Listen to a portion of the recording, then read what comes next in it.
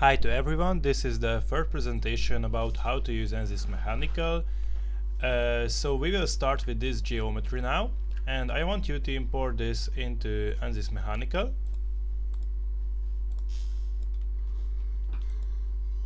Yeah, and make basically just a static structural module.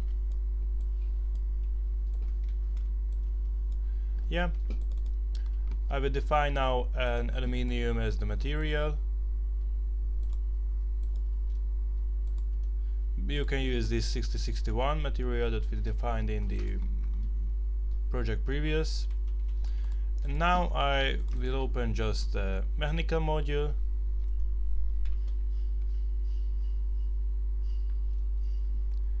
And then there will we discuss the boundary conditions of our system.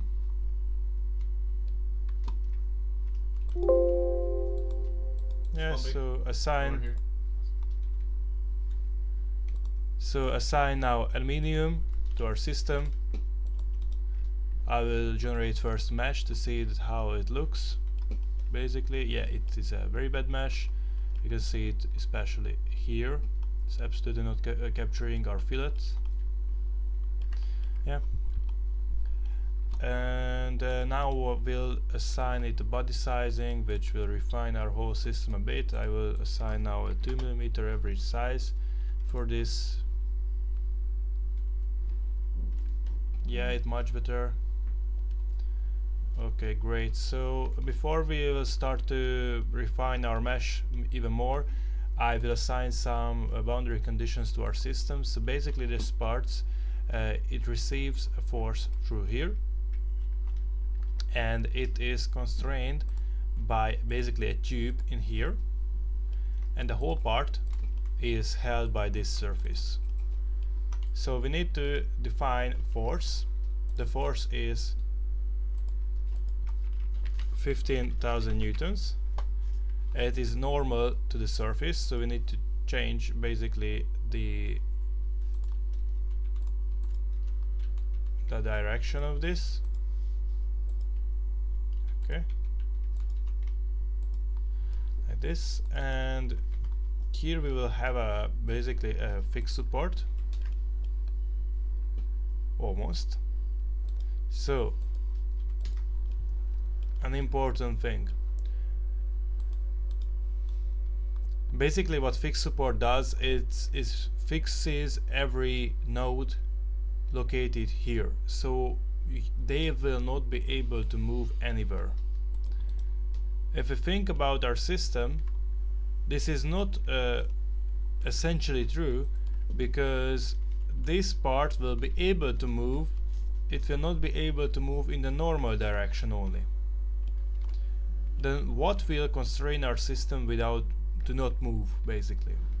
So to do this, we will assign a cylindrical support first to the part that will be held by a tube, and under these support settings we can see here that we have a radial fixed support, an axial fixed support, and a tangential fixed support. So the only thing that we need to say as fixed is the radial, because there is a tube, but this tube can be assumption can be made that it is almost frictionless. Therefore the axial is free and the tangential is free too, and only the radial is fixed. And to the end surface we will assign a frictionless support, which will not be able to move in the normal direction. So like this we can see that the whole thing looks like this. Yeah. So now I will ask you to just click on to simulate. I will add some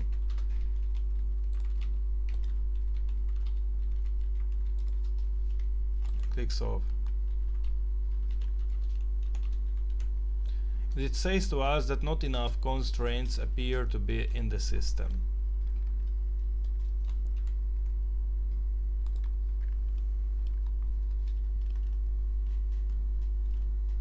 what can cause such a thing? So basically, when we defined a normal, like only normal support, a frictionless support, and we define a cylindrical support, we did not define the tangential motion, basically how is it constrained. And this is a very important thing, because if we do not constrain our whole system perfectly, then it may cause the solution to be very bad. Therefore, I told you that the frictionless support can be dangerous, because maybe, I mean, the fixed support can be dangerous because it may fix some of the elements that shouldn't be. But if we think about the system, basically, if here is a constraint and it gets a really high amounts of force, the friction will be so great that probably it will not be able to move actually. So therefore, we will assign it a fixed support. Yeah, like this. Let's try to simulate it again.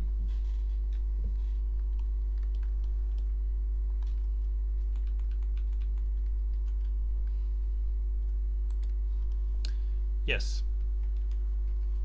So we see our things look like this. Let's see the equivalent stress, and we see that, yeah, it is only 55 megapascals. That's not that much, and probably we should be doing it a bit greater, because then this is a bit too much material for such a thing. But first, I want you to improve the mesh. So we see here our mesh, it basically looks kind of normal.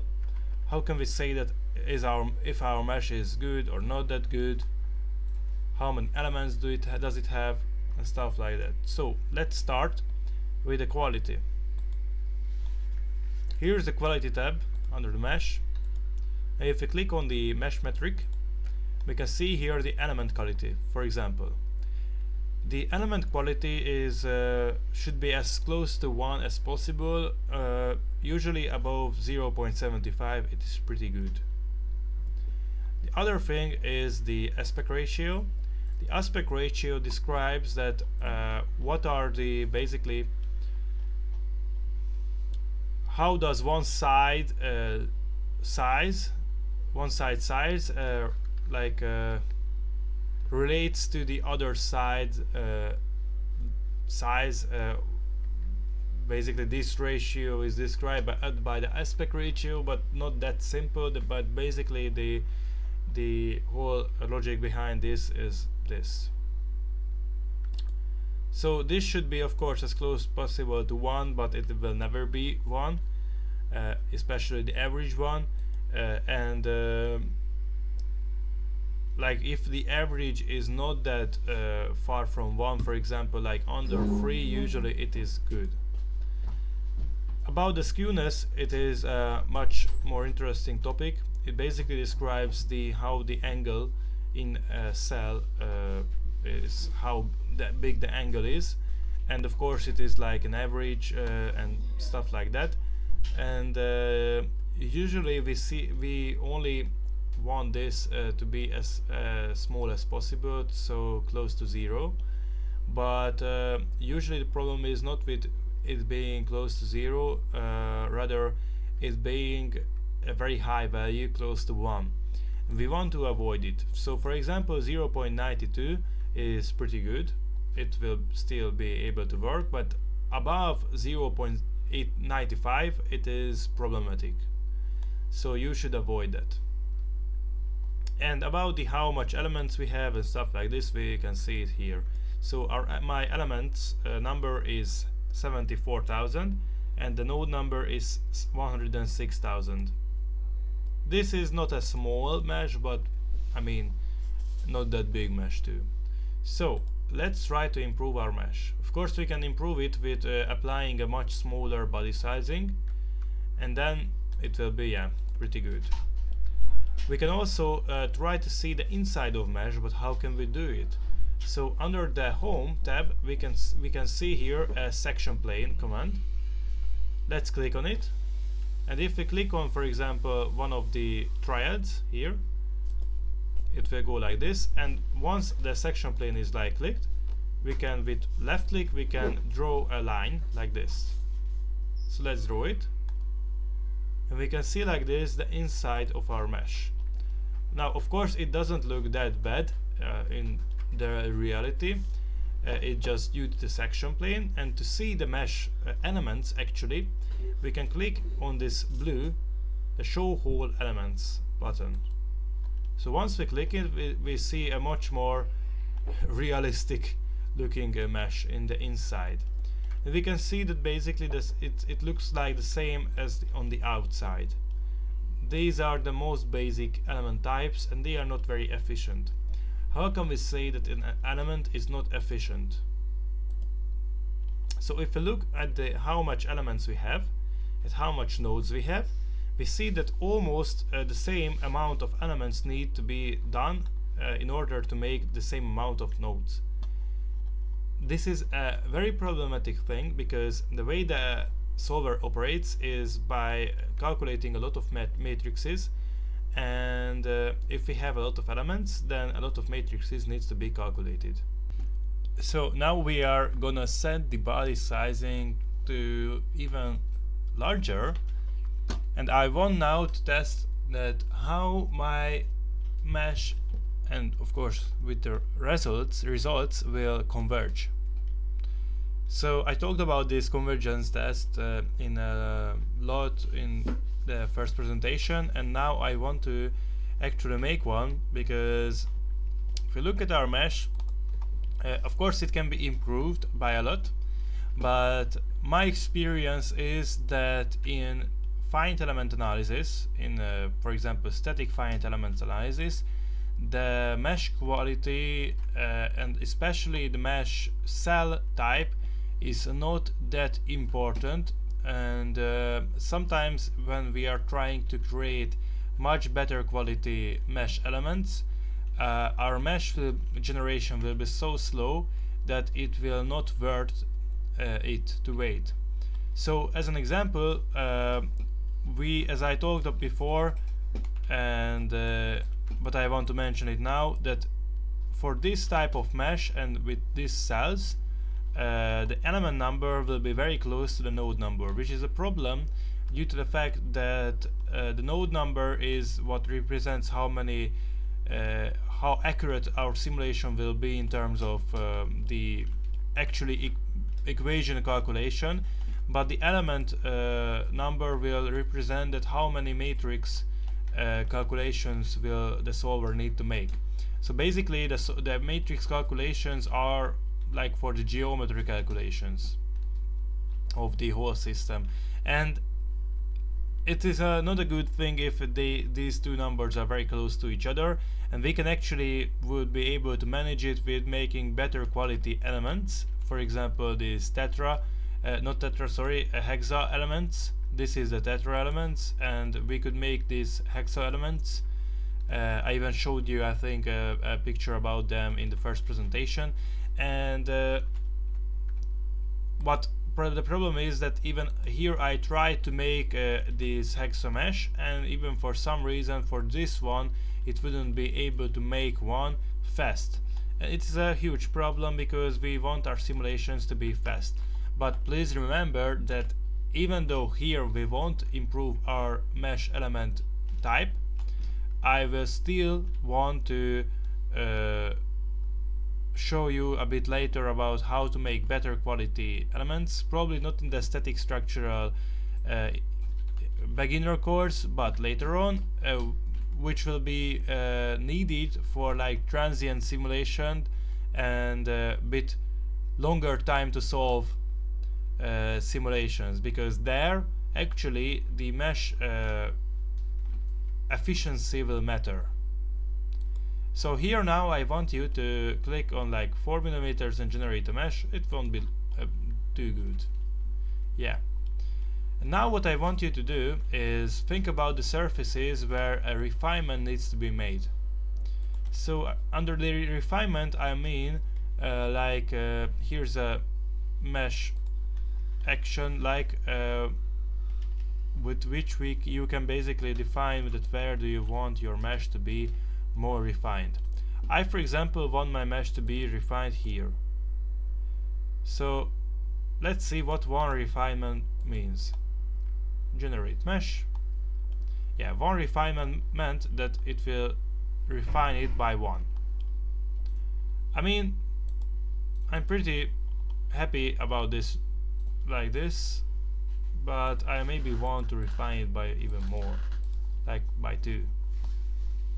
Yeah, it will be refined even more. Also, I want to refine it at the other face here too. So I will refine it here. Yeah, like this.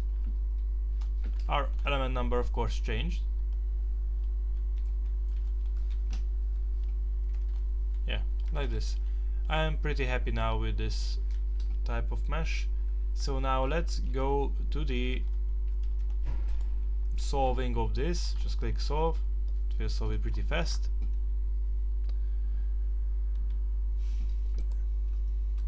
And now to make like contour plots like this, you can go to results, and here basically you can the default will be show elements, and not default will be the no wireframe. Yeah, it will look like this. So when it comes to how to refine our model, I usually make it with trying to get our element size smaller. This is not the best way we can imagine for such film, because actually if we click on the equivalence rest, right click, insert convergence, the program has a built-in convergence test, but I usually don't really like this one, because it actually not makes this convergence based on so it does not refine all the elements, it just refines a specific surface that it thinks that it needs to refine. And sometimes, as in my experience, it refines not the right surfaces. But you can use it too, but I do not advise now, for now. And how could we actually refine our whole thing? Would be that when we have a 4mm element size, we actually, if we would like, instead of this have a 2mm average size, we would have an 8 times more elements, because of the 3 dimensions. If you think about it, 2 to the power of third is 8. And actually, if we would want, for example, our refinement to be 2, this means that we would need to select a body sizing that will cause a refinement of the total elements number of 2. I usually do it with an Excel. It is pretty easy to do in Excel, and then I will write all the data that I want to like visualize, and for example the node number or element number. So for example, let's now use it's just a random number 3. So it will generate the mesh.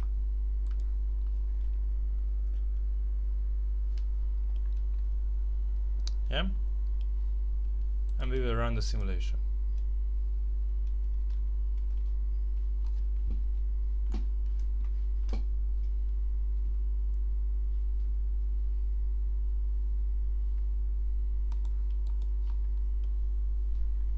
Yeah, great.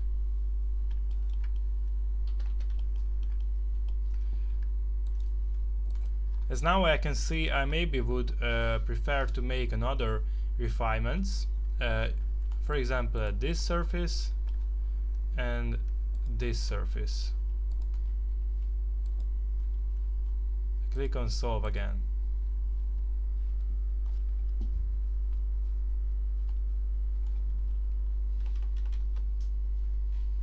Yeah, it looks much better.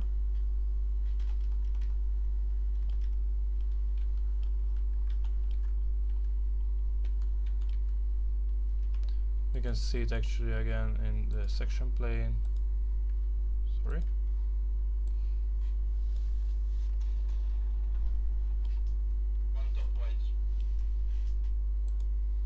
Yeah, this we can see here the refinements, and actually we can go back to analyzing the equivalent stress, which can be seen even like this. So sometimes from the surface we cannot see the inside stresses, but here we of course can see like this, that actually on the inside this has a higher stress than on the outside. And if we, for example, would make this even smaller, like on 2 millimeters, and solve it again, probably we would not really see any big difference.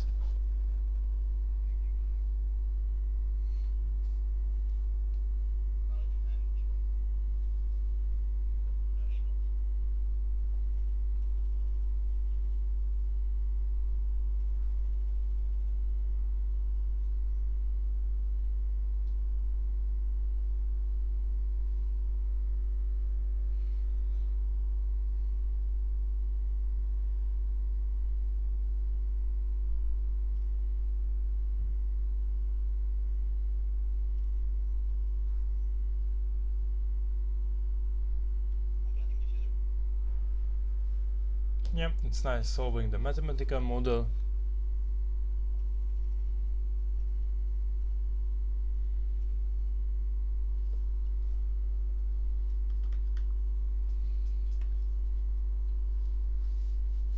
Yeah, and basically that's it.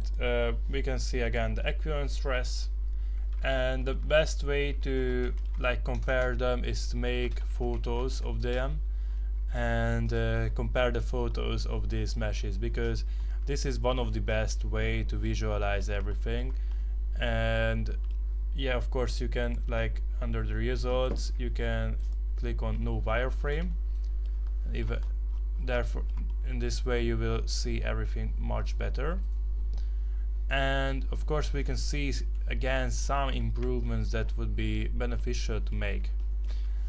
And now I want to make a quick like introduction onto how to like export in things from here. So we have, for example, a very good figure. We can click like and position your whole thing as you want, and we could make just a big screenshot of the whole thing. This can work, but how I like to make this is click on image to file, and click out the current graphic display, and go into enhance resolution if you have a low resolution monitor, and make the font magnification factor to 1.2. Keep in mind that in this way the whole font will be much bigger, but actually your figure or the contour will not be bigger. So now let's do it, and I don't know, save it into downloads.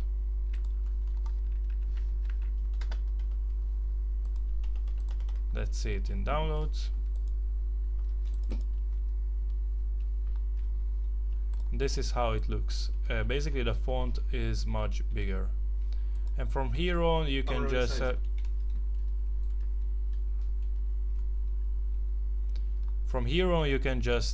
take the whole thing and basically cut it, and basically we have a figure.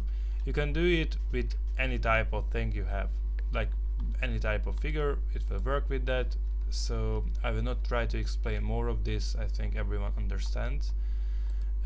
You can like now it is made in a contour bands type of contour, but you can choose, for example, smooth contours, which will be much smoother.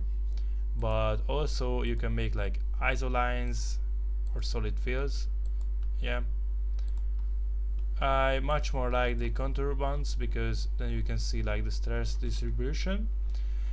Also what is important, that you can change the auto scales And also you can, like, if you for example are very interested in the 36.8 megapascals of stress, you can take this and for example color it in black, and then you will be able to see here that here it is that we are very interested in.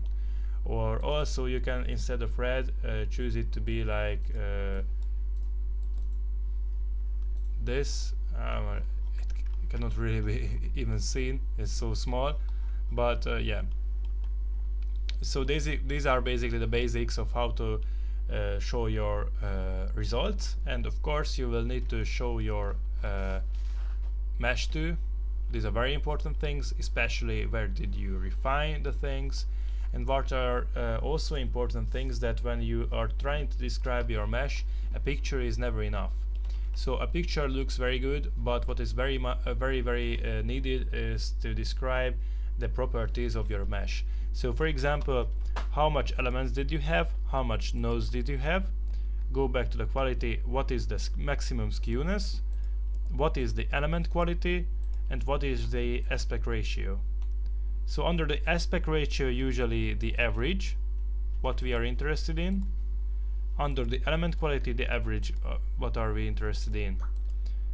And the skewness is the maximum skewness that we are interested in. So usually these are the important things, so that you need to export from your simulation.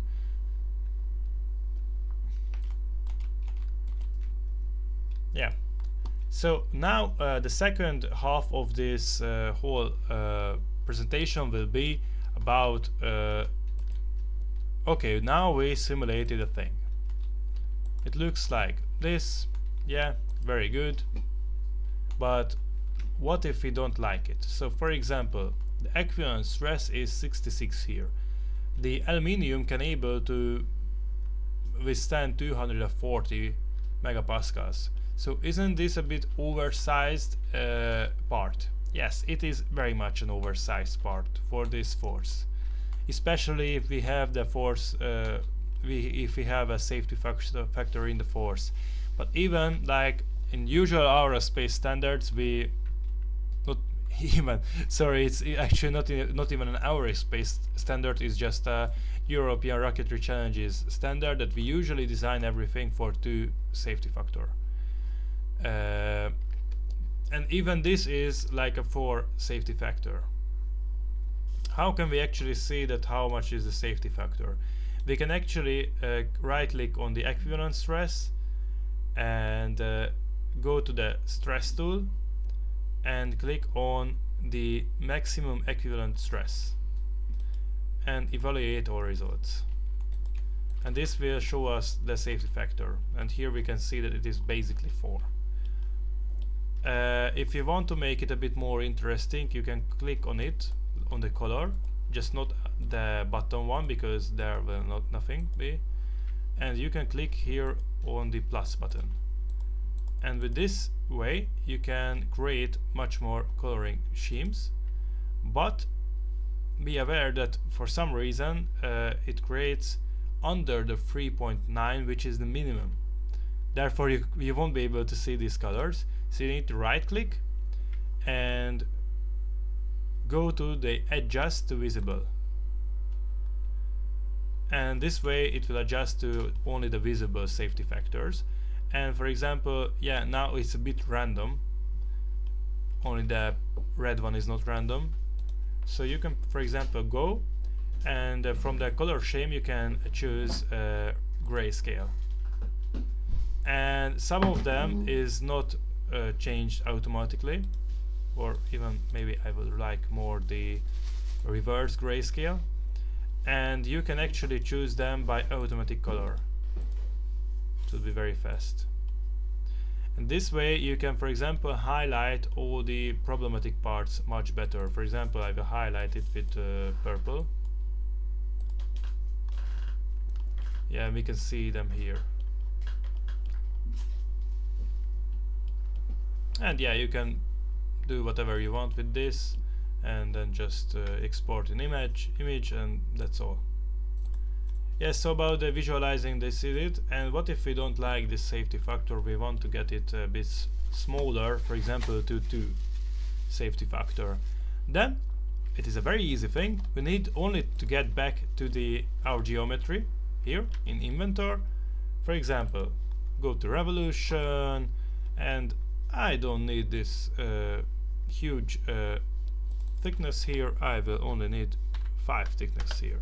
Our whole part will be smaller, for example, and I want this to be 4. It's a bad idea, but like maybe this will be 5. Let's see if it's gonna work. And yeah, maybe I want to change even this to 20 because I want everything as lightweight as possible. This to 10, this to 6, maybe this to 2. Now click on finish. Yeah, we have a much more lightweight. Maybe I'm going to change the chamfers here to 1 and save this, go back to workbench, click on the geometry and update from CAD. Now we need to go back here, and we see that our geometry is basically updated. The only thing that I want you to check now is whether the force is correct. Yes. Whether the cylindrical support is at the right place. Yes. Whether the fixed support is in the right place. And then if everything is in the right place, and even the body sizing is in the right place and the refinements are in the right place, we need just to click on solve. Let's see what it will make us.